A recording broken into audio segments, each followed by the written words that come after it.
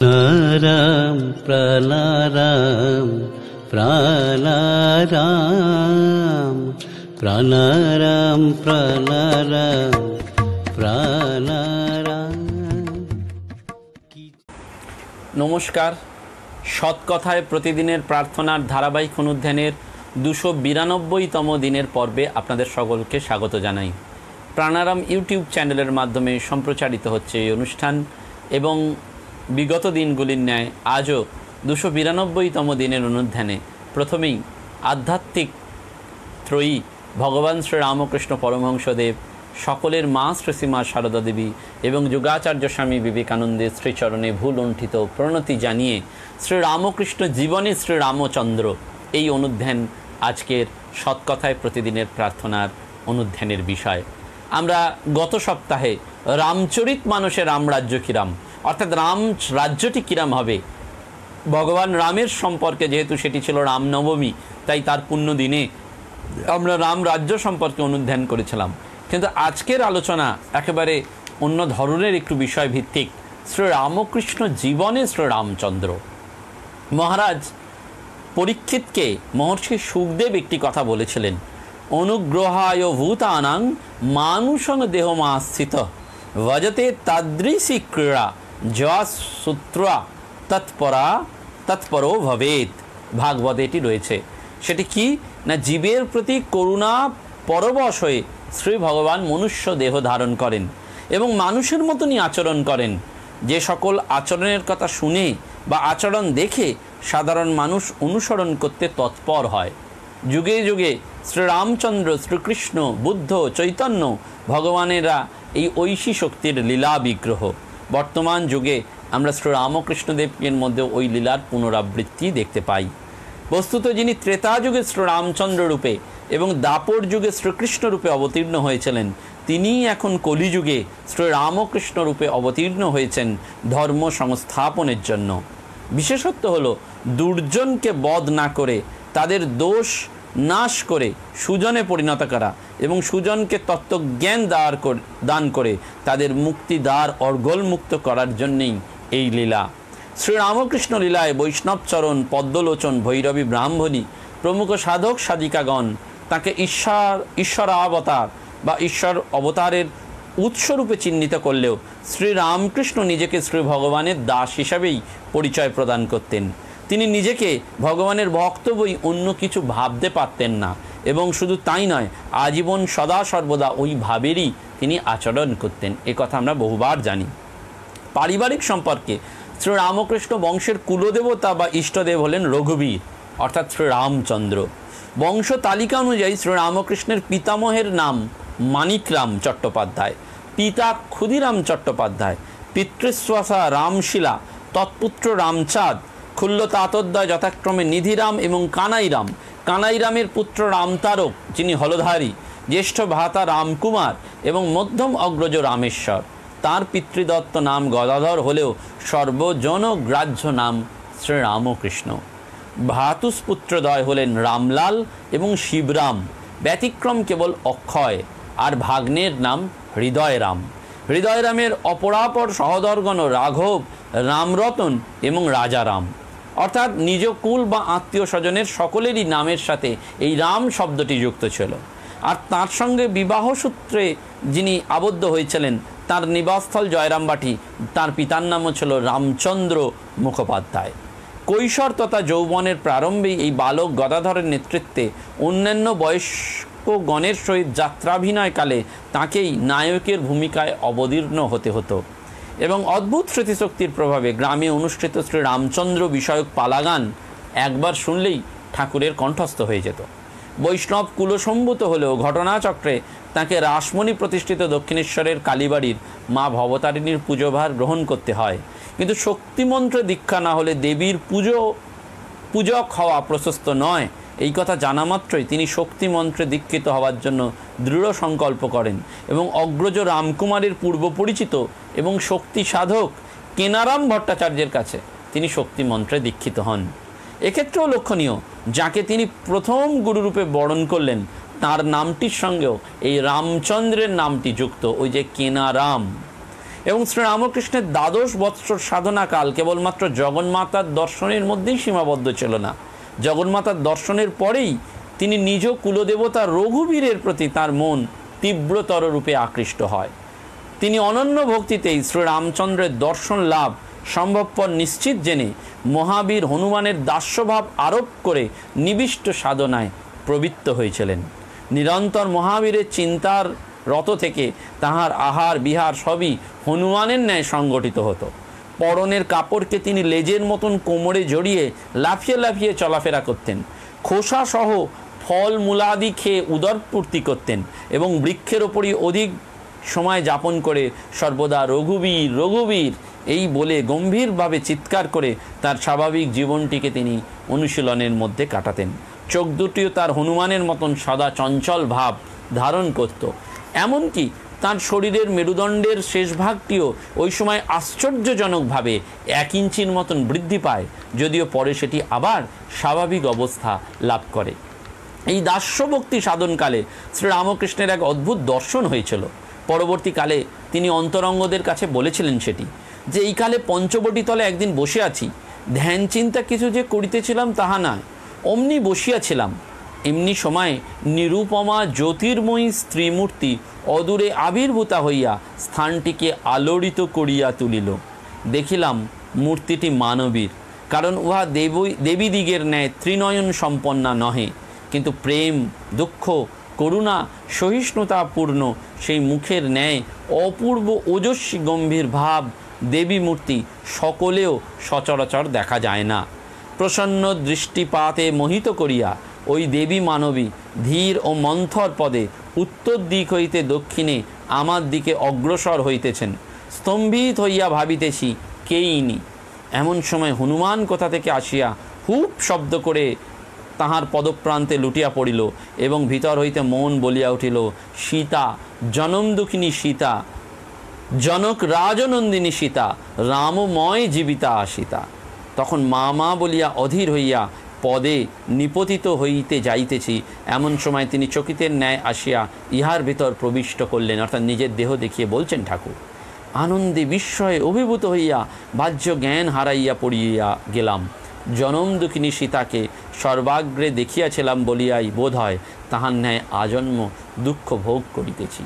এই সীতাকে দর্শন করলেন তিনি এবং বললেন, সীতাকে দেখার জন্যই বোধ হয় তাঁর আজন্ম দুঃখ হচ্ছে। অতঃপর দক্ষিণেশ্বরে যোগেশ্বরী ব্রাহ্মণীর ভৈরবীর আগমন, যা শুধু রামকৃষ্ণ জীবনে নয়, সাধন ইতিহাসে এক যুগান্তকারী ঘটনা। এবং প্রথম দর্শন থেকেই তার সঙ্গে শ্রীরামকৃষ্ণের মাতা পুত্রের সম্পর্ক। ভৈরবীর কাছেও একটি রঘুবীর শিলা ছিল, যাকে তিনি নিত্য সপাক ভোগ নিবেদন করতেন। একদিন এই রঘুবীর শিলায় ভোগ নিবেদনান্তে ভৈরবী ইষ্ট চিন্তা করতে করতে গভীর ধ্যানমগ্না। ঠিক তখন রামকৃষ্ণদেব অর্ধবাহ্য অবস্থায় তথায় উপস্থিত হয়ে ব্রাহ্মণীর নিবেদিত খাদ্য সকল গ্রহণ করতে লাগলেন। বহুক্ষণ পর ব্রাহ্মণী স্বাভাবিক অবস্থা প্রাপ্ত হলে চাক্ষুষ দেখলেন তার ধ্যানের বিষয়, যা সাধারণের অলৌকিক মনে হলেও বহু মধুর এই ঘটনা। এদিকে শ্রীরামকৃষ্ণ নিজ কৃতকর্মের জন্য নিজের ওপর ক্ষুব্ধ, অপরদিকে ব্রাহ্মণী তাকে জননীর ন্যায় আশ্বস্ত করে বলছেন, বেশ করিয়াছ বাবা, ধ্যান করিতে করিতে আমি যাহা দেখিয়াছি তাহাতে নিশ্চয় বুঝিয়াছি কে এই রূপ করিয়াছে এবং কেনই বা করিয়াছে।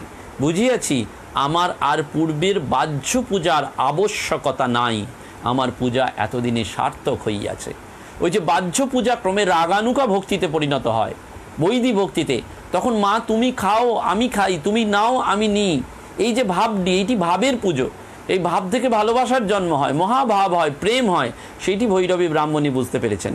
এবং এরপর ব্রাহ্মণী দেবপ্রসাদ স্বরূপ শ্রীরামকৃষ্ণের ভোজন অবশিষ্ট দ্বিধাবিহীন চিত্তে গ্রহণ করে শ্রীরামকৃষ্ণ স্বয়ং তাঁর ইষ্ট রঘুবীরের জীবন্ত বিগ্রহ, এই ভাব স্থির নিশ্চয় করে পূজিত রঘুবীর শিলাটিকে গঙ্গা গর্ভে চিরকালের জন্য বিসর্জন দিয়েছিলেন। এইভাবেই বাৎসল্যভাবে ব্রাহ্মণী শ্রীরামকৃষ্ণদেবের সেবা পূজা দর্শনাদিতে ধন্য হয়েছিলেন। তার এই সাধনার প্রভাব স্বভাবতই শ্রীরামকৃষ্ণ সাধন জীবনেও অঙ্কুরিত হয়েছিল।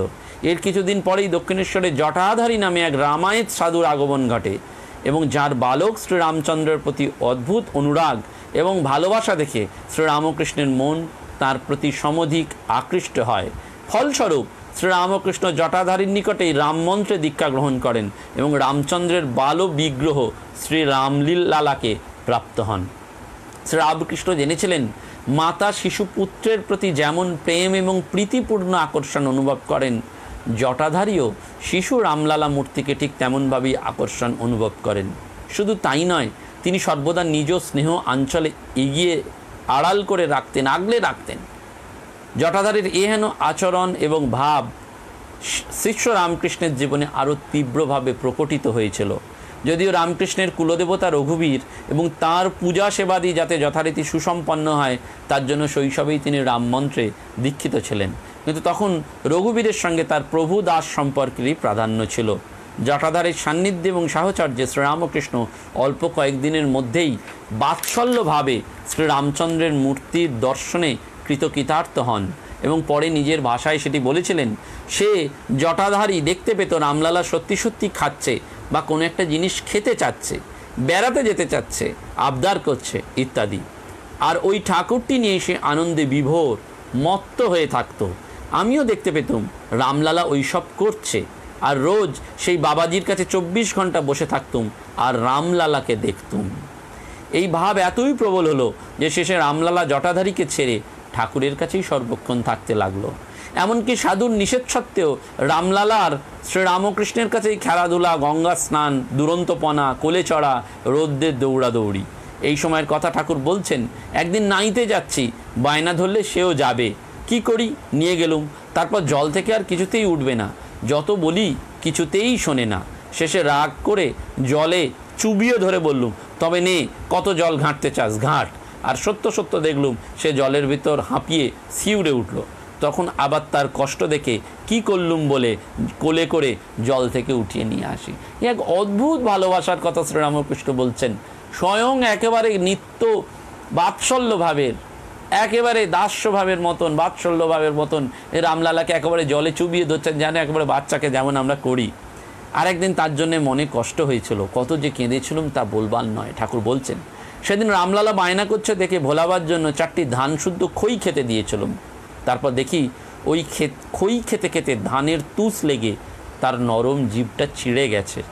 তখন মনে যে কষ্ট হলো, তাকে কোলে করে ডাক ছেড়ে কাঁদতে লাগলুম আর মুখখানি ধরে বলতে লাগলুম, যে মুখে মা কৌশল্যা লাগবে বলে ক্ষীর শট ননি অতি সন্তর্পণে তুলে দিতেন, আমি এমন হতভাগা সেই মুখেই কদর্য খাবার দিতে মনে একটু সংকোচ হলো না।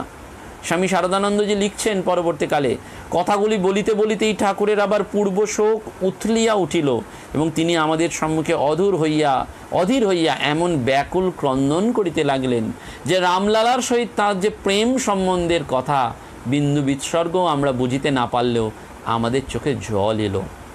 রামলালার এই অদ্ভুত পরিবর্তনের কথা প্রসঙ্গে জটাধারী বলতেন, আমি এত করে রেঁধে বেড়ে তোকে খাওয়াবো বলে খুঁজে বেড়াচ্ছি, আর তুই কিনা এখানে নিশ্চিন্ত হয়ে ভুলে রয়েছিস। তোর ধারাই এই রূপ, যা ইচ্ছা তাই করবি, মায়া দয়া কিছুই নেই। বাপ মাকে ছেড়ে বনে গেলি, বাপটা কেঁদে কেঁদে মরে গেল, তবুও ফিরলি না, তাকে দেখা দিলি না। এরপর তিনি একদিন সজল নয়নে ঠাকুরের কাছে নিবেদন করলেন যে রামলালা শ্রীরামকৃষ্ণের কাছেই সুখে এবং আনন্দে থাকে দেখে তার মন আনন্দে ভরপুর হয়ে যায়। এখন থেকে তার এই ভাব হয় যে রামলালার সুখেই তার সুখ। তাই জটাধারী রামলালাকে শ্রীরামকৃষ্ণের কাছে রেখে নিশ্চিন্তে দক্ষিণেশ্বর থেকে চিরবিদায় গ্রহণ করলেন এবং তদাবধি রামলালা ঠাকুরের কাছেই থেকে গেলেন। এই সময় দক্ষিণেশ্বরে অপর এক রামায়ত সাধুর আগমন হয়, যার সম্বল বলতে ছিল একটা লোটা এবং একখানি গ্রন্থ, যাতে কেবল লাল কালিতে বড় বড় হরফে লেখা থাকত ওং রাম। সাধুর দৃঢ় বিশ্বাস ছিল এক ভগবান থেকেই 4 বেদ এবং 18 পুরাণের উৎপত্তি। তাঁর এই ভগবানের নাম বিশ্বাস শ্রীরামকৃষ্ণের জীবনেও পূর্ণ প্রতিফলিত হয়। আবার অন্যান্য রামায়ত সাধুদের কাছেও শ্রীরামকৃষ্ণ বেশ কিছু ভজন আয়ত্ত করেছিলেন, যেগুলো তিনি ভক্তদের কাছে পরবর্তীকালে গানতেন। মেরা রাম কো না চিনা হ্যায়, দিল চিনা হ্যায় তুস কেয়ারে, सीतापति रामचंद्र रघुपति रघुराई, राम भजा सही जियाबे जग में, मेरा राम बिना कोई नहीं रे तरन वाला, सेवा बंदी और अधीनता सहज मिली रघुराई, होड़ी से लागी रहो रे भाई। রামলালার দিব্য মূর্তির অনুধ্যানে তন্ময় ঠাকুরের মুখে বারবার শোনা যেত, जो राम दशरथ का बेटा, वही राम घट घट में लेटा, वही राम जगत पसेरा, वही राम सबसे न्यारा। শ্রী রামচন্দ্র কেবল দশরথের পুত্র নন, তিনি প্রতিটি শরীর অবলম্বন করে জীবভাবে প্রকাশিত, আর ওইভাবে অন্তরে প্রবেশপূর্বক সৃষ্টিরূপে নিত্য প্রকাশিত হলেও তিনি জাগতিক সকল পদার্থ থেকে পৃথক মায়ারহিত নির্গুণ স্বরূপে সদা বিদ্যমান। অর্থাৎ রামলালাকে কেন্দ্র করে শ্রীরামকৃষ্ণ একই সঙ্গে দ্বৈত, পরে বিশিষ্টাদ্বৈত এবং সবশেষে অদ্বৈত সাধনার পরিসমাপ্তি যেন একটা সূচনা করলেন। তিনি যে শুধু রামচন্দ্র বিষয়ক সঙ্গীত পরিবেশন করলেন তা নয়, কখনো কখনো ভক্তকে শ্রীরামচন্দ্রের পুত পবিত্র মন্ত্রও প্রদান করতেন। যেমন নিজের ভাতুষপুত্র অক্ষয়ের অন্তিম শয্যায় উপস্থিত হয়ে শ্রীরামচন্দ্র অক্ষয়ের উদ্দেশ্যে বলেছিল, অক্ষয় গঙ্গা নারায়ণ ওং রাম। অক্ষয় শ্রীরামকৃষ্ণ শ্রীমুখ থেকে ওই মহামন্ত্র শ্রবণ করে 3 বার আবৃত্তি করার পরই ইহধাম ত্যাগ করেন। শ্রীরামকৃষ্ণ কথামৃতেও আমরা দেখতে পাই ঠাকুর বহুবার ভক্তদের রামচন্দ্রের সম্পর্কে নানান ঘটনা উপস্থাপন করেছেন। বর্ধমান রাজার সভা পণ্ডিত পদ্মলোচনের উদ্দেশ্যে তিনি রামচন্দ্রের ভাবে ভাবিত হয়ে বলেছিলেন, ব্রহ্ম কি মুখে বলা যায় না, রামগীতায় আছে, কেবল তটস্থ লক্ষণে তাকে বলা যায়। যেমন গঙ্গার ওপর ঘোষপল্লী, গঙ্গার তটের উপর আছে, এই কথা বলে ঘোষপল্লীকে ব্যক্ত করা যায়। বিদ্যাসাগরকে ঠাকুর বলেছিলেন, রাম জিজ্ঞাসা করলেন, হনুমান তুমি আমায় কিভাবে দেখো? হনুমান বলেছিলেন, রাম যখন আমি বলে আমার বোধ থাকে তখন দেখি তুমি পূর্ণ, আমি অংশ, তুমি প্রভু, আমি দাস। আর রাম যখন তত্ত্বজ্ঞান হয় তখন দেখি তুমি আমি, আমি তুমি।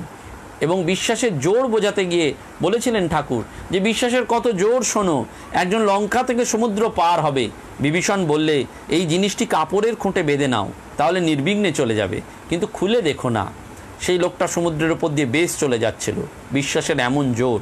খানিকটা পথ গিয়ে ভাবছে বিভীষণ এমন কি জিনিস বেঁধে দিলেন যে জলের ওপর দিয়ে চলে যেতে পারছি। এই বলে কাপড়ের খোটটি খুলে দেখলো শুধু রাম লেখা একটা পাতা রয়েছে। তখন বললে, বাহ, এই জিনিস। যেই ভাবলেন অমনি তিনি ডুবে গেলেন। ওই যে বিশ্বাস, ঠাকুর বললেন না, বিশ্বাসটি হয়ে গেলেই হলো। আমাদের এই বিশ্বাস নেই বলে এত সমস্যা, সেটি সুন্দর করে বারবার বলেছিলেন। এবং পূর্ণজ্ঞানী হনুমানের রামচিন্তা প্রসঙ্গে তিনি বলেছিলেন, হনুমান বলেছিল, আমি তিথি নক্ষত্র জানি না, আমি এক রাম চিন্তা করি। ডাক্তার মহেন্দ্রলাল সরকারকেও ঠাকুর বলেছিলেন, অহল্যা বলেছিল, হে রাম যদি শুকরজনিতে জন্ম হয় তাতেও আমার আপত্তি নেই, কিন্তু যেন তোমার পাদপদ্মে শুদ্ধা ভক্তি থাকে, আমি আর কিছু চাই না। ভক্তের স্বাদ হয় ভগবানের লীলা দেখবার। এ কথা বোঝাতে গিয়ে ব্রাহ্ম ভক্ত শিবনাথকে ঠাকুর বলেছিলেন, রামচন্দ্র রাবণ বধের পর রাক্ষসপুরী প্রবেশ করলেন, বুড়ি নিকষা দৌড়ে পালাতে লাগলো। লক্ষণ বলে, রাম এ কি বলুন দেখি তো, এই নিকষা এত বুড়ি, কত পুত্র শোক পেয়েছে, তার এত প্রাণের ভয়, পালাচ্ছে। রামচন্দ্র নিকষাকে অভয় দান করে সম্মুখে আনিয়ে জিজ্ঞাসা করাতে নিকষা বললেন, রাম এতদিন বেঁচে আছি বলে তোমার এত লীলা দেখলাম, তাই আরও বাঁচবার স্বাদ আছে, তোমার আরও কত লীলা দেখব। ডেপুটি ম্যাজিস্ট্রেট অধরলালের বন্ধু স্কুলের ডেপুটি ইন্সপেক্টর পুত্র শোকাতুর শারদাচরণের উদ্দেশ্যে তিনি বলেছিলেন, তা শোক হবে না গো, আত্মজ রাবণ বধ হলো। লক্ষণ দৌড়ে গিয়ে দেখলেন, বললেন, রাম তোমার বাণের কি মহিমা, রাবণের শরীরে এমন স্থান নেই যেখানে ছিদ্র না হয়েছে। তখন রাম বললেন, ভাই হাড়ের ভেতর যেসব ছিদ্র দেখছো ও বাণের জন্য নয়, শোক তার হাড়কে জর্জর করেছে, এই ছিদ্রগুলো সেই শোকের চিহ্ন। অন্যত্র বলেছেন, দেখো রাম সীতার জন্য কত কেঁদেছে। অব্যভিচারিণী ভক্তি, নিষ্ঠা ভক্তি প্রসঙ্গেও ঠাকুর বলেছিলেন যে দ্বারকায় হনুমান এসে বলল, সীতারাম দেখব। ঠাকুর রুক্মিণীকে বললেন, তুমি সীতা হয়ে বসো, তা না হলে হনুমানের কাছে রক্ষা নেই। নিজ উপলব্ধির কথা বলতে গিয়ে ঠাকুর ভক্তদের বলেছেন, রামলীলা দেখতে গেলুম, একেবারে দেখলুম সাক্ষাৎ সীতা, রাম, লক্ষণ, হনুমান, বিভীষণ। তখন যারা সেজেছিল তাদের সব পূজা করতে লাগলুম।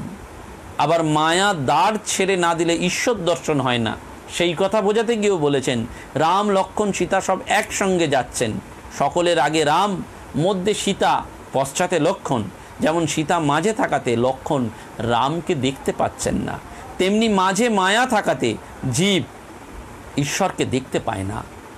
এবং মণিমল্লিককে, বেণীপালকে এই ভক্তদের উদ্দেশ্যে বলেছিলেন, সংসারে আছো তা ভয় কি? রাম যখন সংসার ত্যাগ করার কথা বললেন, তখন দশরথ চিন্তিত হয়ে বশিষ্ঠের শরণাগত হলেন। বশিষ্ঠ রামকে বলেছিলেন যে রাম, তুমি কেন সংসার ত্যাগ করবে?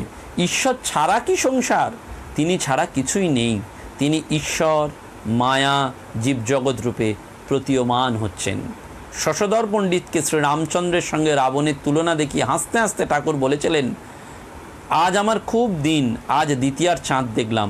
সীতা রাবণকে বলেছিলেন, রাবণ পূর্ণচন্দ্র আর রামচন্দ্র আমার দ্বিতীয়ার চাঁদ। রাবণ মানে বুঝতে পারেনি, তাই ভারী খুশি। সীতার বলার উদ্দেশ্য যে রাবণের সম্পদ যতদূর হবার হয়েছে, এইবার দিন দিন পূর্ণচন্দ্রের ন্যায় হ্রাস পাবে, আর রাম হচ্ছেন দ্বিতীয়ার চাঁদ, তার দিন দিন বৃদ্ধি হবে। এবং পূর্বজন্মের সংস্কার বোঝাতে গিয়ে ঠাকুর বলেছিলেন, হনুমান সোনার লঙ্কা দগ্ধ করল, লোকে অবাক, একটা বানর এসে সব পুড়িয়ে দিল। কিন্তু আবার বলছে, আদত এই কথা সীতার নিঃশ্বাসে আর রামের কোপে পুড়েছিল। আবার বাবুরাম মহারাজকে লোকশিক্ষার জন্য বলছেন, তুই লোকশিক্ষার জন্য পড়। সীতা উদ্ধারের পর বিভীষণ রাজ্য করতে রাজি হলো না। রাম বললেন, তুমি মূর্খদের শিক্ষার জন্য রাজ্য করো, তা না হলে তারা বলবে বিভীষণ রামের সেবা করেছে, তার কি ফল লাভ হলো? রাজ্য লাভ দেখলে খুশি হবে। এবং ভক্তদের অবতার তত্ত্ব বোঝাতে গেলেও তিনি বলেছিলেন, ঋষিরা রামকে বলেছিল, রাম, ভরদ্বাজাদি তোমাকে অবতার বলতে পারে, কিন্তু আমরা বলতে পারি না। আমরা শব্দব্রহ্মের উপাসনা করি, আমরা মানুষ রূপ চাই না। রাম একটু হেসে প্রসন্ন হয়ে তাদের পূজা গ্রহণ করে চলে গেলেন। সংসারে থেকে আত্মসমর্পণের কথা প্রসঙ্গে বলতে গিয়ে তিনি রামের ইচ্ছার গল্পটি সেই বলেছিলেন। এক ধার্মিক তাঁতিকে ডাকাতের দল আসছে ভেবে পুলিশে ধরল, তারপর তাঁতি ছাড়া পেল। সব ক্ষেত্রে সে রামের ইচ্ছা, এবং হাকিমের কাছে যখন নিয়ে গেল তখনও সে রামের ইচ্ছাই বলল। অর্থাৎ যার ঈশ্বর লাভ হয়েছে সে মন, প্রাণ, দেহ, আত্মা সব তাঁকে সমর্পণ করে। এবং পম্পা সরোবরে স্নানের সময় রাম লক্ষ্মণ সরোবরের নিকট মাটিতে ধনুক গুঁজে রাখলেন। স্নানের পর যখন লক্ষ্মণ তুলে দেখলেন যে ধনুক রক্তাক্ত হয়েছে, রামকে দেখে বললেন, ভাই দেখো, কোনো জীব হিংসা হলো। লক্ষ্মণ মাটি খুঁড়ে দেখলেন একটা কোলা বায়ান, মুমূর্ষ অবস্থা। রাম তখন জিজ্ঞেস করলেন, কেন তুমি শব্দ করোনি? তাহলে তো আমরা তোমাকে বাঁচাবার চেষ্টা করতাম। তখন সে বলল, সাপে যখন ধরে তখন তো চিৎকার করি, কিন্তু যখন রাম রক্ষা করো বলে চিৎকার করি, কিন্তু যখন দেখছি রামই আমাকে মারছেন তখন আমি চুপ করে রয়েছি। এবং ঈশ্বরের রূপ দর্শন হলে যে ব্রহ্মপদ তুচ্ছ হয়ে যায়, সেই প্রসঙ্গেও তিনি বলেছিলেন। রাবণকে একজন বলেছিল, তুমি সব রূপ ধরে সীতার কাছে যাও, রামরূপ ধরো না কেন? তখন রাবণ বলেছিলেন, রামরূপ হৃদয়ে একবার চিন্তা করলে রম্ভা, তিলোত্তমা এদের চিতার ভস্য বলে বোধ হয়। ব্রহ্মপদ তুচ্ছ হয়, পরস্ত্রী তো অনেক দূরের কথা। এই শ্রীরামচন্দ্রের কথা ঠাকুর এত বলেছেন। সুতরাং আমরা দেখতে পাই যে রামকৃষ্ণ জীবনে রামচন্দ্রের প্রভাব শুধু 12 বছরের দিব্য সাধনা নয়, পরবর্তীকালেও বহু ভক্তকে রামচন্দ্রের জীবন আলোকে ঠাকুর উদ্বোধিত করেছেন। এবং পরিশেষে আমরা স্মরণ করি, লীলা বিগ্রহ সংবরণের কয়েকদিন আগে তিনি নরেন্দ্রনাথকে সেই যুগান্তকারী সত্যটি ঘোষণা করেছিলেন যে রাম যে কৃষ্ণ, সেই ইদানিং এই শরীরে রাম ও কৃষ্ণ।